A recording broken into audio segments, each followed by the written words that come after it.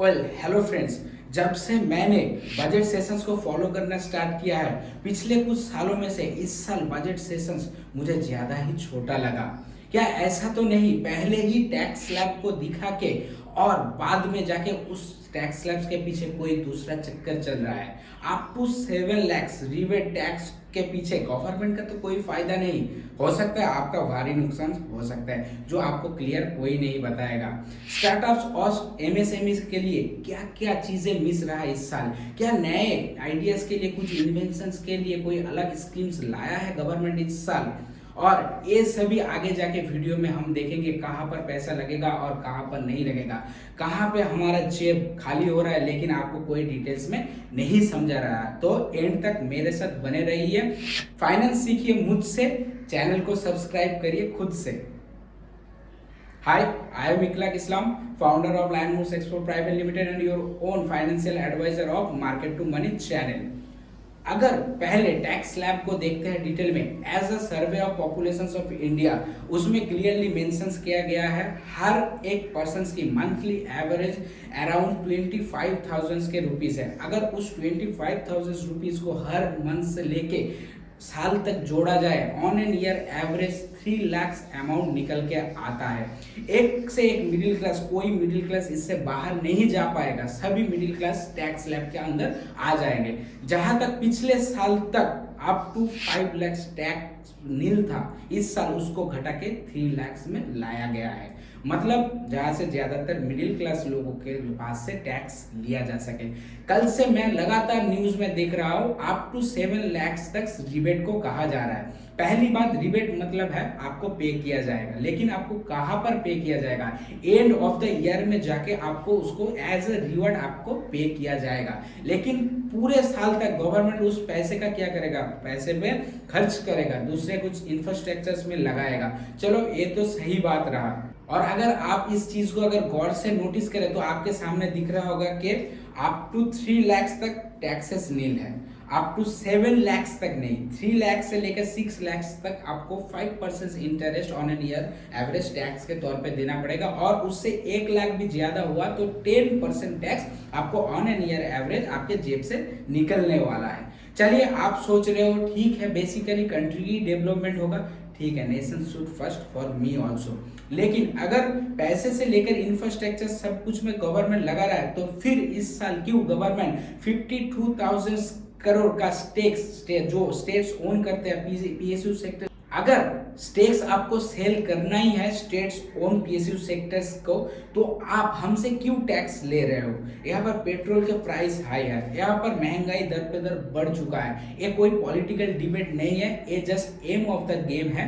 मैं just government को यही बोलना चाहता हूँ कि आप बजट को बनाइए, लेकिन हमारे जेब से लेके पैसा ले रहे हो, नेशनल फंड में जा रहा है, वो इंफ्रास्ट्रक्चर में लग रहा है। लेकिन आप फिर क्या कर रहे हो? आप कंपनी ओन बाय गवर्नमेंट उन स्टेक्स को भी बेच रहे हो, उसका भी पैसा आप इंफ्रास्ट्रक्चर्स में लगा रहे हो।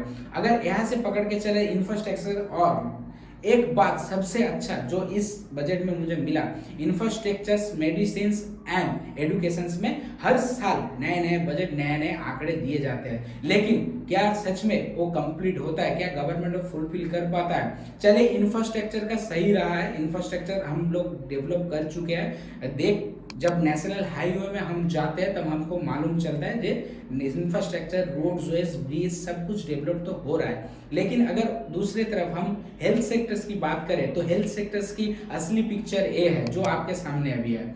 और तो क्या हुआ? अगर एजुकेशन की देखें तो स्कूल का हाल ये हुआ है। अगर हर साल गवर्नमेंट फुलफिल नहीं कर पा रहा है बजट, तो वो पैसा कहां पर जा रहा है? एक क्वेश्चन पूछना चाहिए। ज्यादा कुछ डिटेल्स में मुझे बताना नहीं है क्योंकि मेरे चैनल के ऊपर स्ट्राइक्स आ जाएगा। कहां से आ जाएगा आप खुद समझ लीजिए, लेकिन आ जाएगा।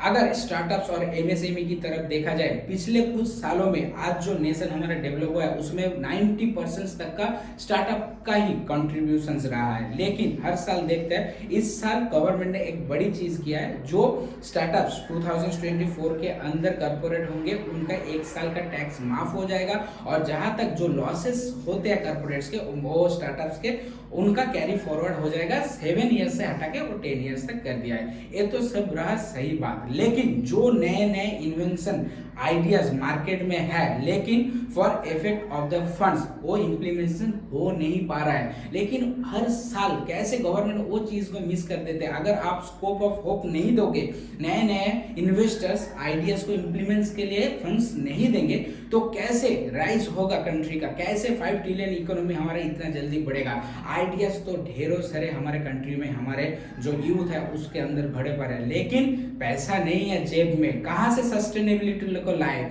आप उधार दोगे, लोन दोगे, तभी वो सस्टेनेबिलिटी लाएंगे। कम से कम एक स्टार्टअप्स के लिए 3 साल विदाउट लॉस मेकिंग कंपनी रहता है, उसको सस्टेन करने के लिए, एम्प्लॉय को देने के लिए कम से कम वो तो बेसिक नीड्स गवर्नमेंट को प्रोवाइड करना चाहिए। यूनिकॉर्न्स कितने सारे कंपनीज बन गए पिछले साल, 100 से भी ज्यादा शायद यूनिकॉर्न्स इंडिया से ही बने हैं। ऐसे ही यूनिकॉर्न्स को हमें बढ़ाना होगा, क्योंकि सबसे ज्यादा कॉन्ट्रीब्यूशंस वहां से ही आता है, क्योंकि एक बड़े अर्बन और रियल एस्टेट सब कुछ में ये लोग ही कॉन्ट्रीब्यूशंस ज्यादा कर रहे हैं।